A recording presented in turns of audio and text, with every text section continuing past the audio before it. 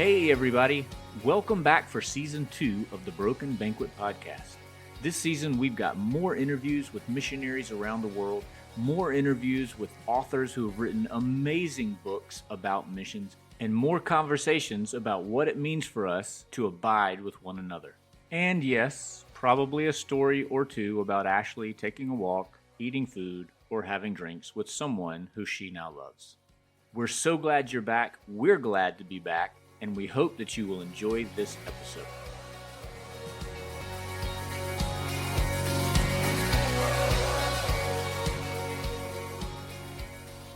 Hey, Ashley. Hey, Will. How are you? Very fine, thanks. A little cold. A little too cold here. A little cold. Yeah, I was going to ask if you were frozen.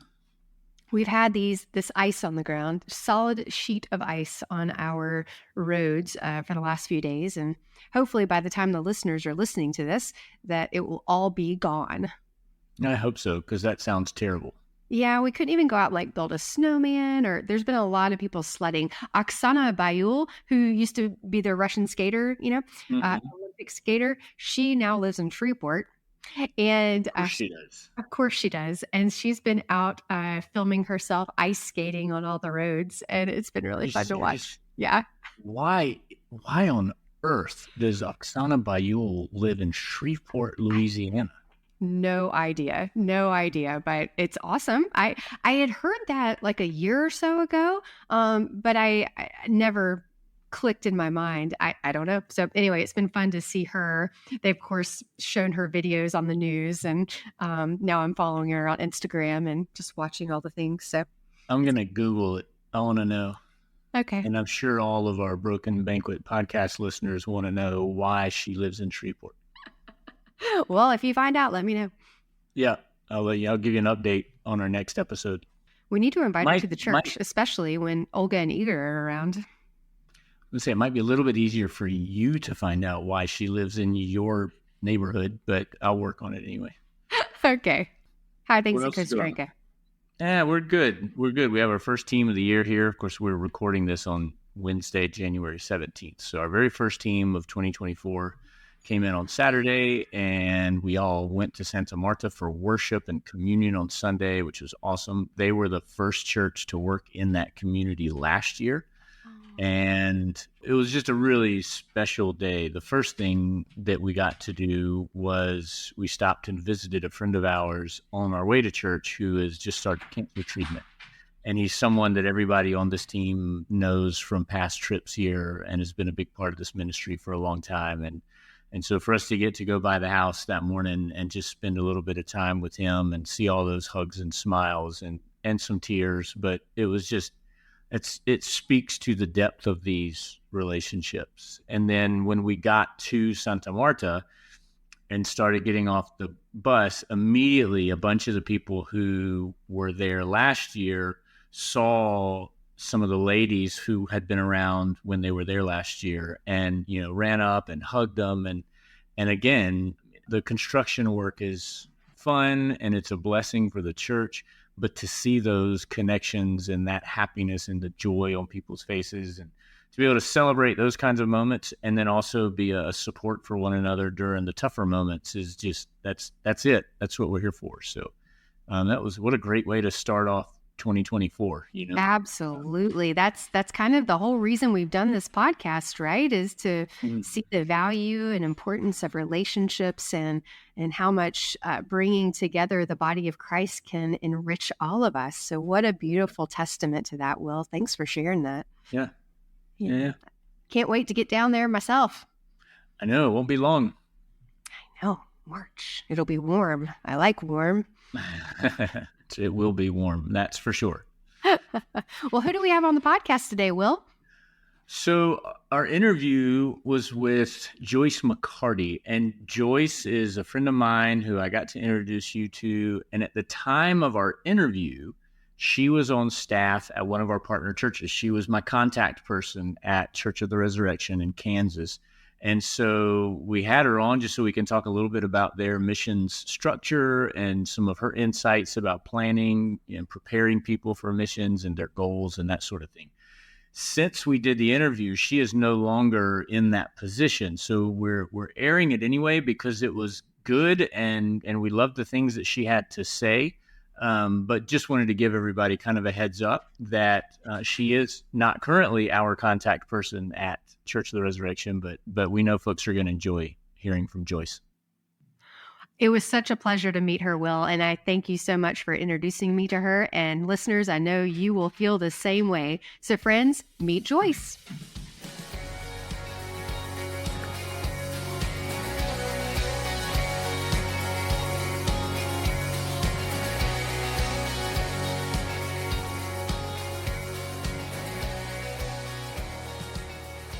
Joyce, meet Ashley. Ashley, meet Joyce. You all both know about one another because you're both friends of mine, and I talk about both of you to one another. And so I'm so glad to finally get the two of you in a room together, even if it's a virtual room.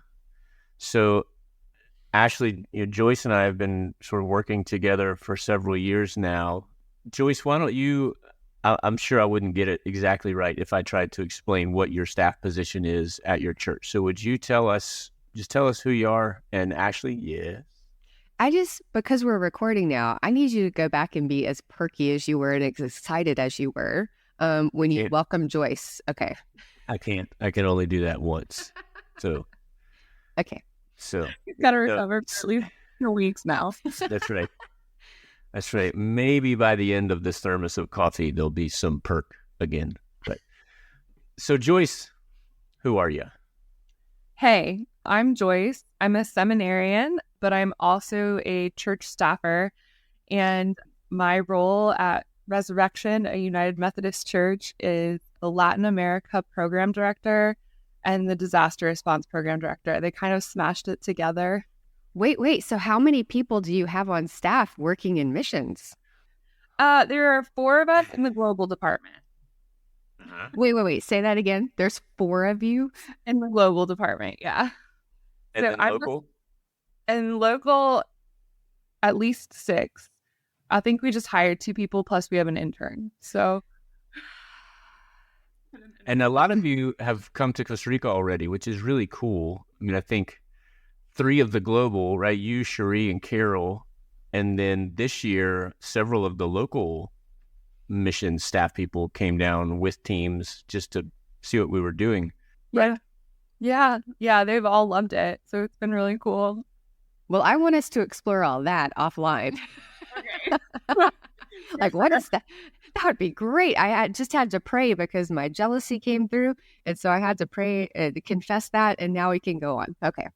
So that's hilarious that you say that, because I have low-key been slightly jealous that you just get to go be friends with people. Like, that sounds so good. Like, to me, like, you just get to go support people and encourage people. And I'm like, that sounds like the best job ever.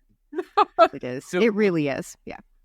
Joyce, why don't you give us a little bit of context? Obviously, you're on staff at a ginormous church with a huge staff.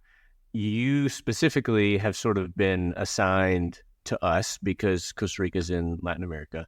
But what is that kind of, how does your role connected to Costa Rica fit into the global missions sort of vision at Resurrection? That's a great question. Our goal is to engage people and also to do mission without like doing harm, if that makes sense. Like one of Wesley's 3 simple rules is like do no harm. And so we're conscientious that in the past, sometimes mission has done harm. And so we're really trying to engage in a way that is faithful, that is long-term, that is thoughtful and beneficial and mutual. And so Will is doing things really in a delightful way. And so we found him and we decided to start a very long process, I've been told, of like courting. And we decided to become partners. This is like a 2-year-long vetting process that involved phone calls, Zoom calls, personal visits, probably a background check and some references. I'm not sure about that part. But eventually, that last hoop did get jumped through and teams started coming down, and we're thankful for that. There was no background. No background.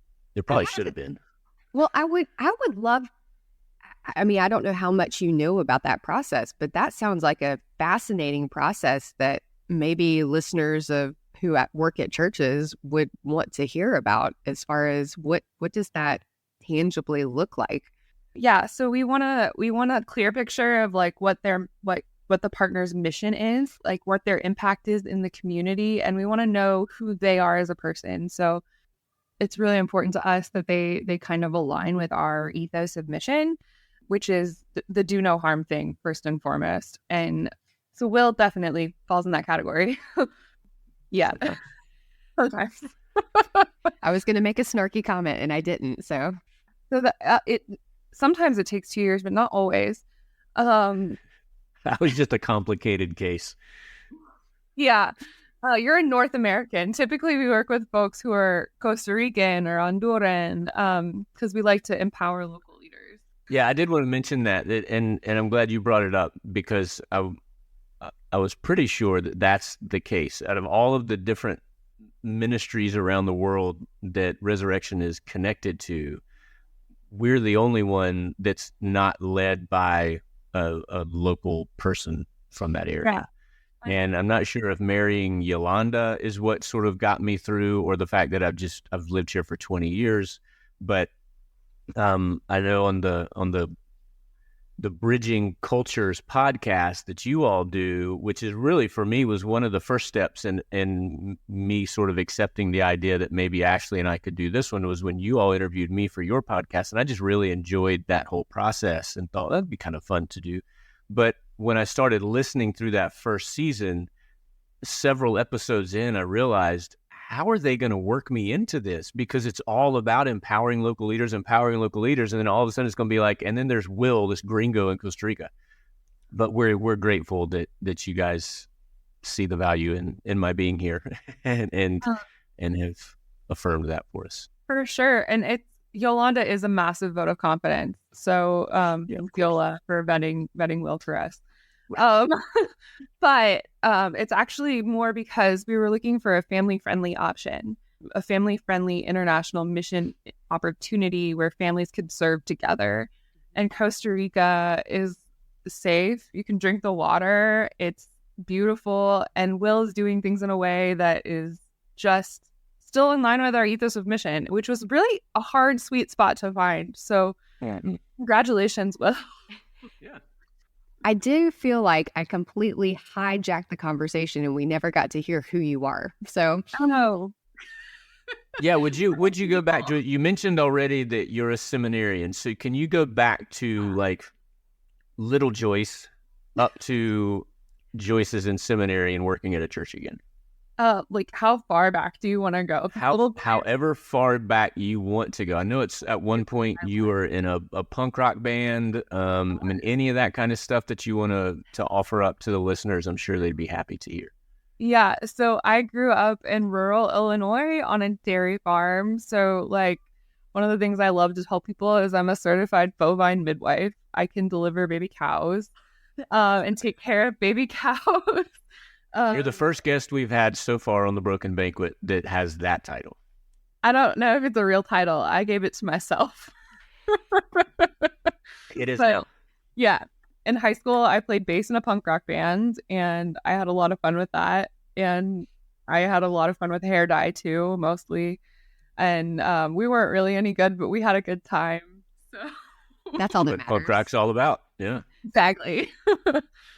And then I went to Bible college and majored in cross-cultural ministry. I kind of always knew that I wanted to do something missional. And I don't know why. Maybe it was just hanging out with my dad. My dad is a crazy Yahoo with chainsaws who would go around and just help people after storms. And like he took us down to Harvey. And so like we responded to that hurricane, and I would just hand out water and like drag brush and stuff like that. So it was, it's just kind of always been who we are. Like we look out for people. And how did you make the jump to Church of the Resurrection? So I was working for the United Methodist Conference in Missouri, and I saw that there was a job open at Church of the Resurrection, and it was for Latin American missions.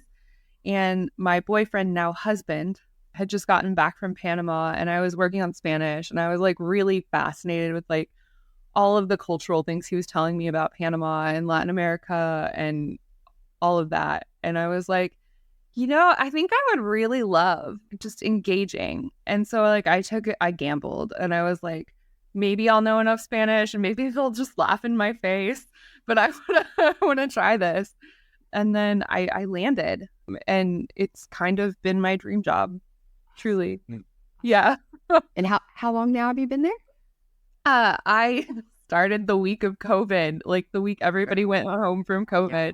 So I've been there since 2020, March 2020. That's when I got married. So I got married in January, right before COVID. So it just was like, yeah, congratulations. I went perfectly.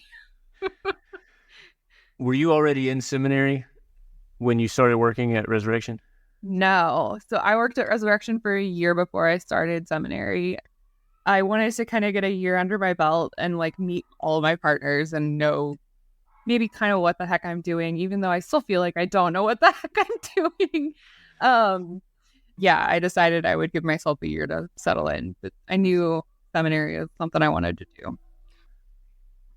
I'm interested to know, I know what my seminary experience was like, and the things that I thought I was going to seminary sort of for, and then the things that I realized while I was there, this is what it's about.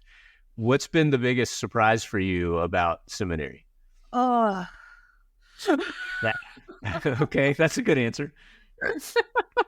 Okay, so systematic theology was painful for me. I'm like, we finally got to liberation theology, and I was like, oh, thank God, like something that resonates, because we sampled so many things and we read so many people, and I was just so overwhelmed. And then I finally like read some James Cone, and I read some like Emily Towns, and got into like this just no preferential option for the poor is like the gospel. And I was just like, oh yes, that's who Jesus is. And to me, I was really surprised by that. I didn't know that I would love it, but it just kind of clicked. I can't remember if I've confessed this before or not, Ashley, but one of my strongest memories from, I think it was systematic theology, was we would read somebody and I would think, oh my gosh, this is amazing. How can you put these kind of things like into words that are understandable? This is incredible. And then I'd get to class the next day and they'd be like, okay, no, that guy you all read last night, he was a heretic. What? Yes. And then the next day I would read something else and be like, oh, that's perfect. I get it. And then the next day, yep, that's another heretic. So that's, I guess I'm just, anything that's well written, I'm all in, whether it's, heretical or not. I'm in. But that's a good question. Yeah. So what's been the most exciting, affirming thing? I think it's a combination of like finding my people, because seminary for me has been all about like making connections in community with like other people who are on this journey, but also just like finding like the confidence to find my voice has been really, really impactful. Just having professors that affirm that you have something to say and it's okay to say it. And it's okay if that other people don't agree with you. Just say it anyway. It needs to be said. That has been really good for me and really affirmed me in my 8-ness. I don't know if y'all are into Enneagram, but I am an Enneagram 8, and I have constantly just been apologizing for my entire life for I'm sorry for challenging you. I'm sorry for challenging you. It's been good. I get it. I'm a 3 overachiever. Yes. I appreciate what you said about your voice, though. That's something that I think many of us, especially females in ministry, that have to be reminded and encouraged and empowered from time to time of, you have a voice, use it. And Chris, for so long, I like to sit back and listen, and that's a great thing. But I have good thoughts. You have good thoughts. You have something to bring to the table. So make sure you have your voice and use it. It was big for me. Yeah. Joyce, I think we should be an accountability group, and that way we can remind each other. I like it. Okay. I like it a lot. Let's do it. So once you got to Resurrection, how did things start? Like what were some of the first things that you did to become assimilated into the church and to meet the partners? Were they already existing? Did you jump in with both feet and start courting other people like Will? Oh, no. No. No. The first thing I did was hang out with my friend Cherie, who is also now my boss. And I would just join Zoom calls with her, and she would introduce me to people, and I would just watch and listen and take notes and like ask questions and then debrief with her after the meeting and be like, so why did you say that? Why didn't you ask about this? Like, and we would just kind of be like, oh, because you have to like, okay, that makes sense. I jumped in with both feet as much as you possibly can during a global pandemic. Ideally, I would have gone and met these folks around the world instead of just been on Zoom calls. But we did the best we could with what we had. So it was great. We took the opportunity to like be like a person who had been in the mission department forever and the person who is fresh eyes to kind of evaluate all of our training and kind of go through all of our stuff. So we overhauled a lot of things. And that was kind of cool to do a deep dive, like right as I was starting, just be like, oh, this is their identity, as this is their missional philosophy. Like this is what they're doing. Like I was intimately familiar with it by the time I had to teach it to people, which was good. All right. So you've mentioned training and you've mentioned teaching. You know, we have partners all over the country, and I'm not sure that any of them prepare as much, as intentionally, and as intensely as the groups that come from Resurrection do. And my assumption, in part, is, of course, that you want to do a good job. I get that. But I also wonder if just because you are the church that you are, and kind of all eyes, in some sense, are on Church of the Resurrection, I know you all have to be incredibly careful about everything that you do. So would you talk a little bit about, you know, when someone signs up for you all call them serve trips, and someone signs up for a serve trip and they're going to come to Costa Rica, what is the process from the time they've signed up for that trip? Well, actually start with how they even find out. How do people in a church the size of your church even find out that there's an opportunity to go somewhere on a mission trip? And then from the time they've signed up until the day that they leave, what's involved in the meantime? We do 2 promotional Sundays a year, one in the fall and one in like January, where Pastor Adam stands in front of everybody and says, I want you to go on a serve trip. We have this many slots to fill and our partners are expecting us. Please go on a serve trip. And then I jokingly said, why don't we just give them cookies? Go on a serve trip, have a cookie. And they took me very seriously because. So now they all get cookies? Yeah, like literally we have this Count me in. I know, right? I was like, that would be motivating enough for me. But no, we have this ministry for folks with special needs called the Matthews Ministry, and they've started a bakery called the Sunflower Bakery because we're in Kansas and sunflowers are a big deal. And they make cookies, and we have them make 4,000 or more cookies every August now, and they stick a sticker on it, and it has like a QR code or the website to like go sign up for a serve trip. So it's like, yeah, we come up with corny slogans like, no matter how the cookie crumbles, a serve trip will be the sweetest part of your 2022. Like, yeah, we're not in marketing, but we try our best. I love this. Yeah. And it's also a lot of word of mouth. Like our team leaders are incredible. They're all lay leaders. And so they'll invite their entire small groups. They'll invite people they meet in the grocery store. I think the craziest one I had was somebody who invited their pedicurist and she came. And I was like, that's so cool. Like, we have like families that go together. We have multi-generational teams. Sometimes we'll have teams that come from specific church locations because we're one church in 6 locations. Sometimes the campus pastor will want to take his leadership team or her leadership team, and they take it as an opportunity to kind of like spend some intentional time to bond, to get to know, but also to do something productive and be part of that long-term relationship we have with our partners. So you said that you have how many people on as a staff member for your missions, but all of your teams are lay leader led? Yeah, for the most part. Like sometimes Cherie or I'll lead a trip, but it's just because we like doing it, not because Yeah, because we have to. So yeah, 90% of our trips are lay leader led. We kind of have this structure where each context where we go, or each country, has a context leader. And so usually it's a context team. There are two people.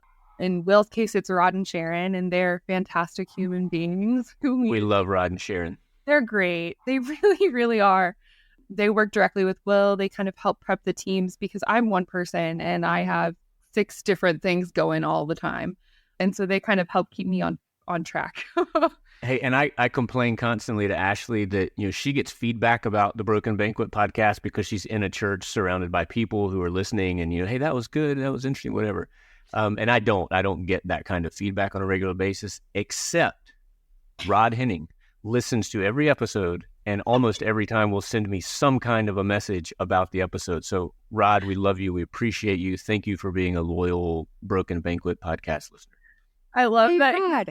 Rod. He's so good. Like, I learned so much from Rod. He has like so many tips and tricks for like managing stuff well. And I'm just thankful for him all the time. So training, preparation, how do you all prepare people for their trip? Great question. So we have roughly 10 hours of training that we put people through.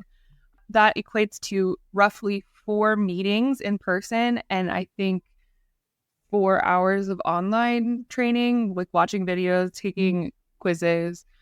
And so our first training is called Community Team Preparation, and that's basically just your general information on how not to be a jerk when you're traveling somewhere that is different from where you are.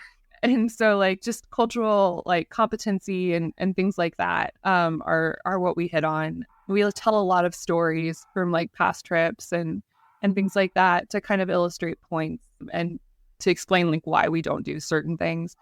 And that really seems to help folks. There's some skits that we do sometimes, and that's great.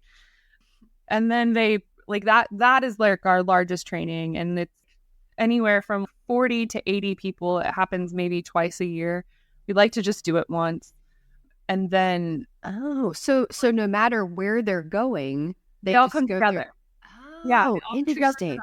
And then like that's the first hour of that training. The second hour, they'll go into like breakout rooms and they will meet with their team. And then they'll just talk through like, we're going to schedule our 3 more trainings plus a social gathering of some kind. So we get to know each other and we have a little bit of a better idea of like who's going. And then they'll talk through like team assignments. Like if there's a nurse, the nurse normally always gets to be the first aid person, or who's going to lead devotions? Is someone different going to lead devotions? Let's have a sign up. It's all of that really down to brass tacks. Plus, they'll like get like a virtual tour of their accommodations and where they're going.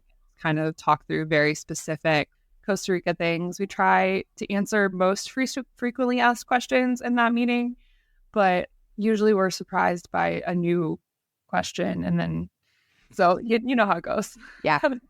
Yeah. And let me just jump in for a second. One of the things that process also does, you mentioned that big church, 6 campuses. You may have people going to the same church for years and years and years and have never met before. So it gives them a chance. I mean, you've got to do something so that people aren't just meeting for the first time at the airport when they get on the plane, right? Okay, so wild that you say that. So post-COVID, we are now in this new reality where online is like a thing, and we are fully leaning into that. So like we have online participants all of the time who are like joining via Zoom. And so we've had to get really creative. That's the first training, right? And they have, I think, an hour of online training that they're required to go through before they even attend that training. So we have like 4 modules. And basically, if they do the 4 modules, the in-person should essentially be like a review plus stories, which is great. Who doesn't love story time?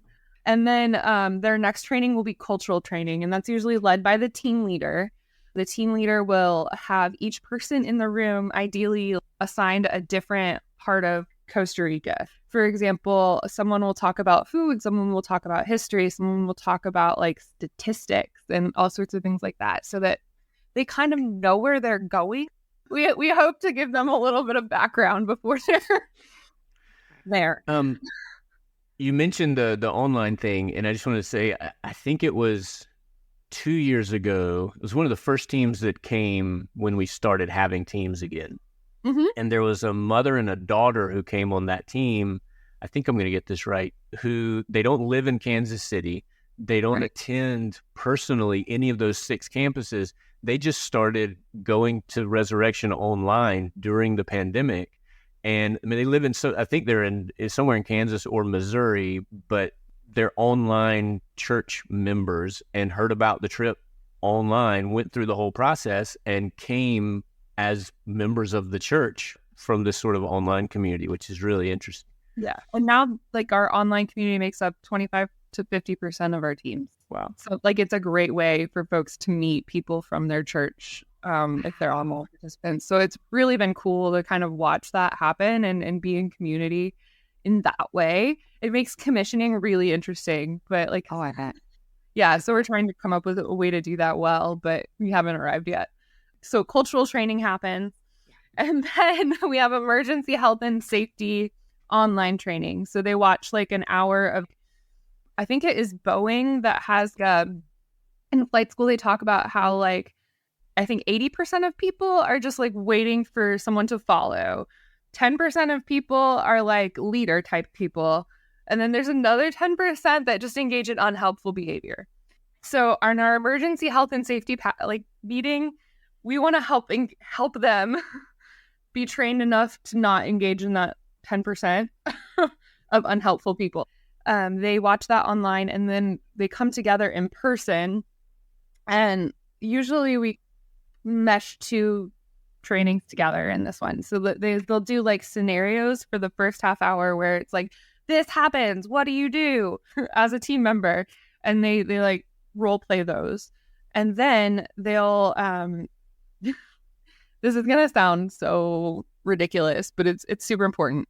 We make everybody who goes on a serve trip pack in a carry-on. Like they're only allowed to bring what they can carry. Likewise.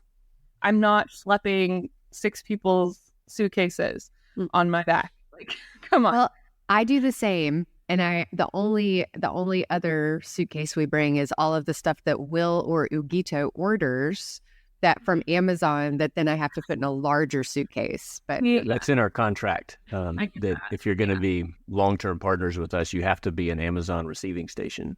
Yeah. Yeah. Well, I have done this too. Yes. I get it. Yeah. Come on, Will. But anyway, we make our team leaders pack their carry-on bag and then unpack it for everybody so they see that it is actually possible to pack everything you need for the week in a carry-on and a backpack.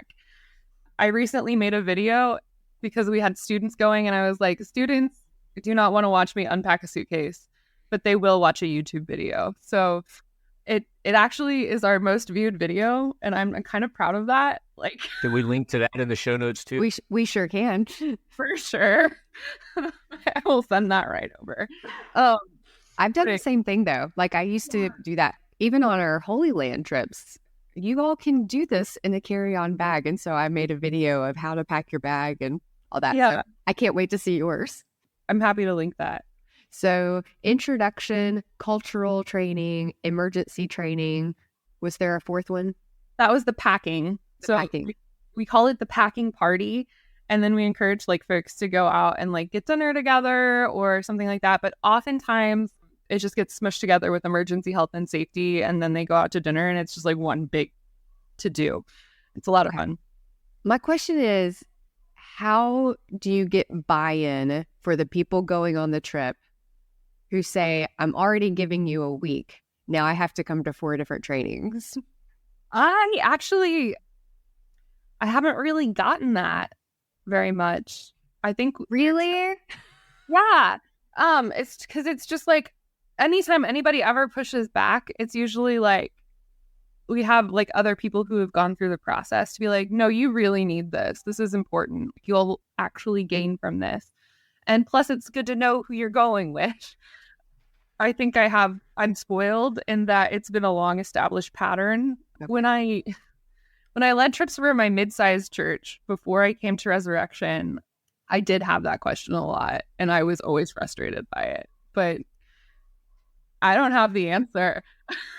I was going to say, I think it's because it's just the expectation. I think people know now, if you even get to the point where you're interested in the trip, you already know that that's a part of it. I think you would probably have to be brand new to the church to think that you can sign up for a serve trip, buy your ticket, and show up at the airport to go, and you're ready. Because how soon do people, what is your deadline? Okay. What is your deadline for having people sign up for your trip? For sure. Yeah, no, we encourage them to sign up 6 months out is really the best time to do it. But 4 months out is our deadline because that's when the training starts. Okay. It's about 4 months away from the trip. And a lot of our team leaders like to do like book studies or like create like a little small group curriculum or something for their groups. So the more time they get to spend together, the better experience they tend to have in country. Yeah. And so we really encourage that. Do you do 4 months of follow-up after the trip? Yeah, actually, we encourage them to have like a team debrief the week after they get back. You just kind of check in and be like, how is it with your soul? What is like sticking out in your memory? Let's just talk through. Let's eat dinner together. Like usually every team I've led, we just have like a potluck and everybody brings a random thing they love. That's the one thing we do. And then we have a reunion, and that's always a great party. And some groups choose to meet even more than those two, like the two things.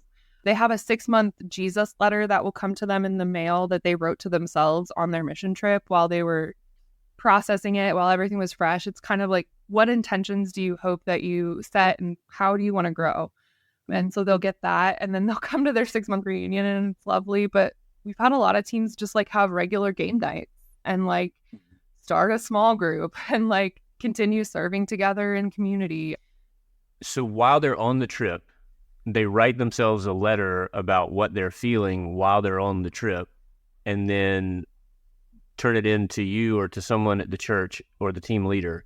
And then 6 months later, that letter gets delivered, which I think is because we all know how easy it is to have this sort of mountaintop experience. And then you get home and just get right back into your routine and everything goes back to sort of how it was.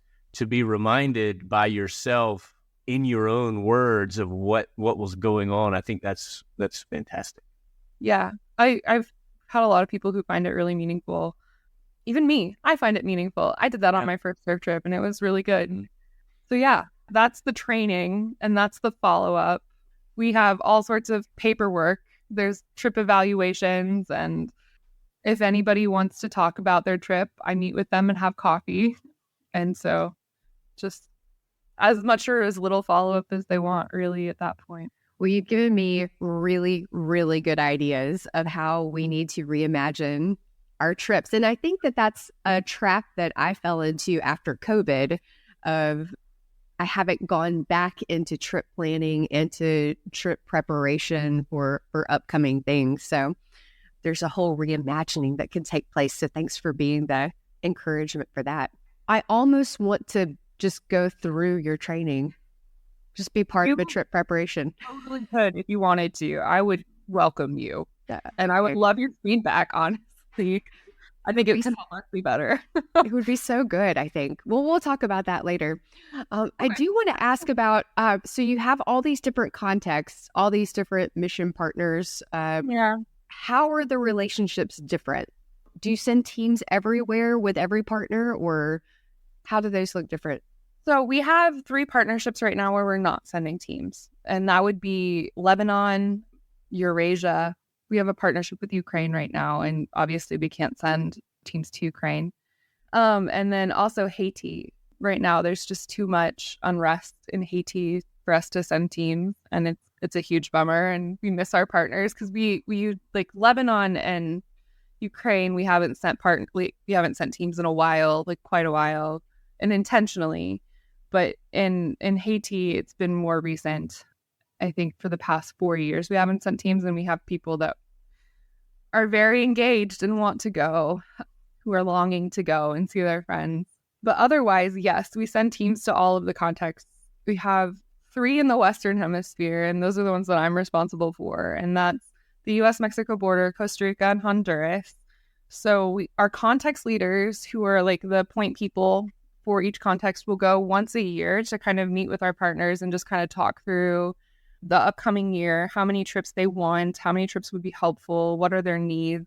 And then we talk about what went well, what didn't go well, how can we tweak, what could we change, those types of conversations.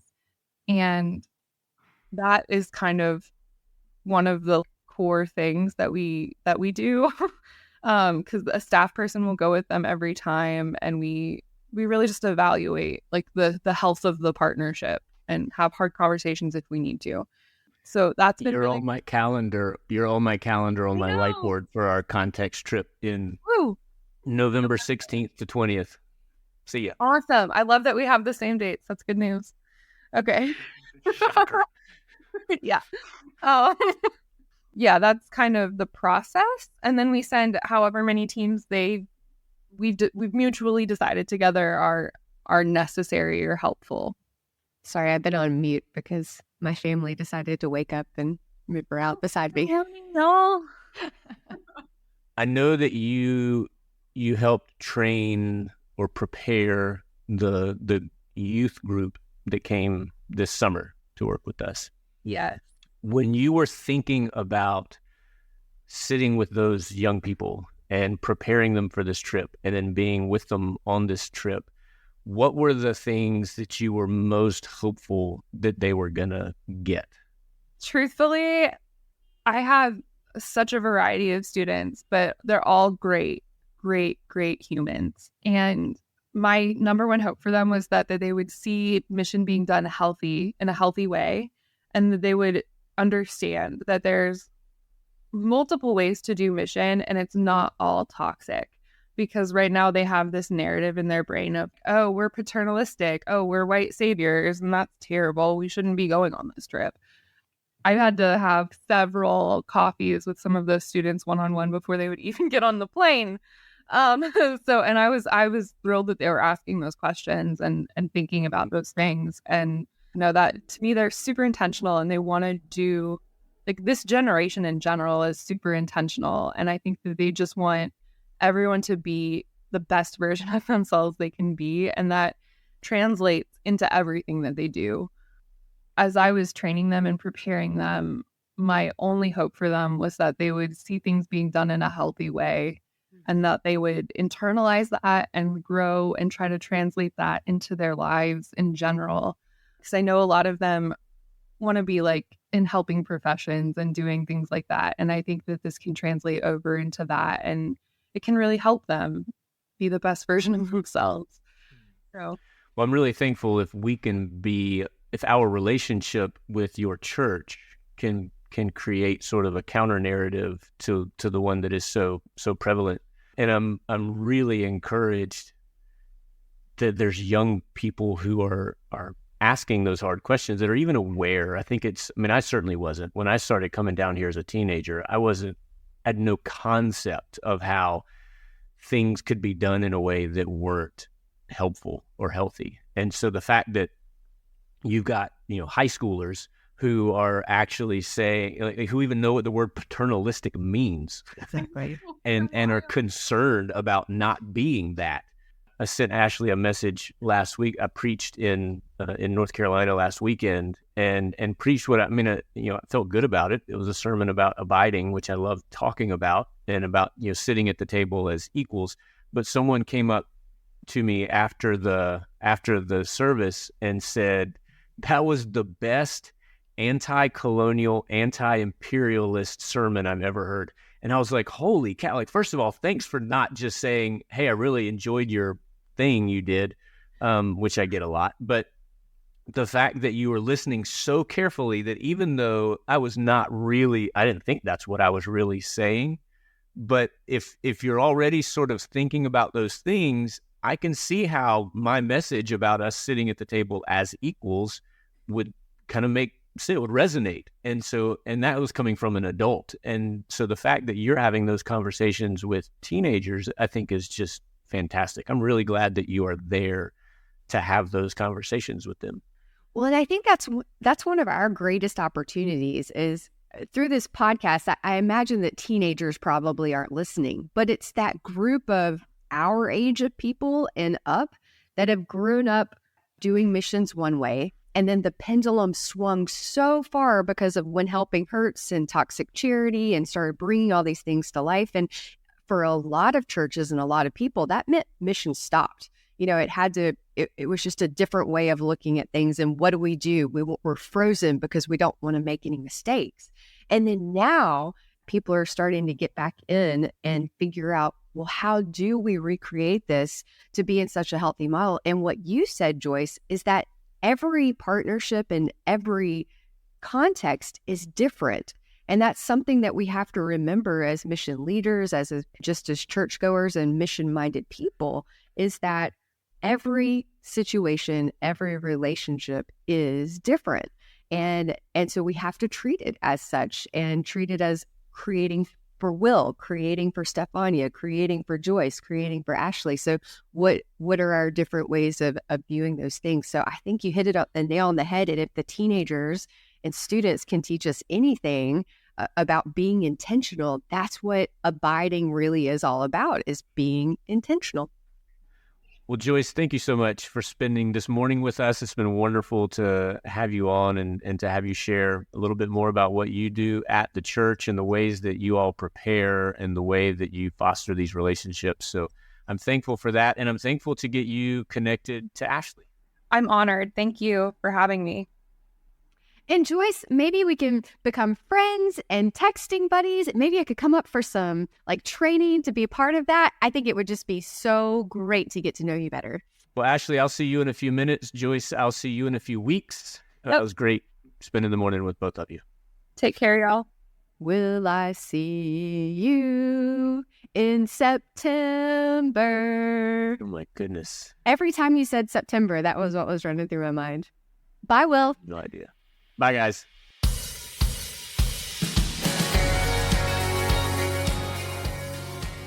You've been listening to The Broken Banquet, a podcast by Will Bailey and Ashley Goad. Music provided by Irene and the Sleepers. Join us next week for another episode. He's prepared the table. All things are ready. Come to the feast.